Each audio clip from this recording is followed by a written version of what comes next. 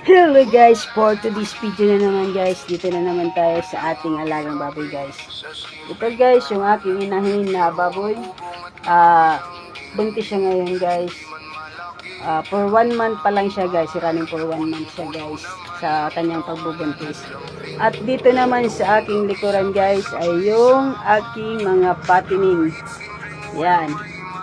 Yan yung aking mga patining na inaalagaan. 1 month and a half po siya guys, yung kanyang 1 month and a half, tama, 1 month and a half na po siya guys sa akin ngayon.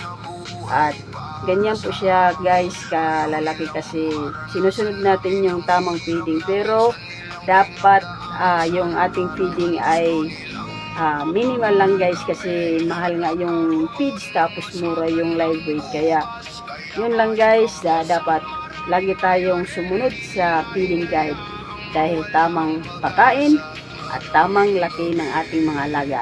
Kaya happy farming guys! Thank you for watching.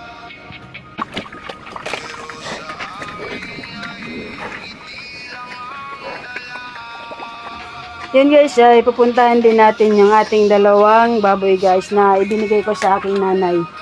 Yun guys, ito guys yung dalawang baboy na binigay ko sa aking nanay. Ayan. Sana yung isa. Ayan. Yan guys, yung binigay ko sa aking nanay na ako mismo yung nag-aalaga din, tapos kung walang pera si nanay, siyempre ako yung nagpapakain. Yan guys, at least nakakatulong tayo sa ating magulang, di ba? Ayan.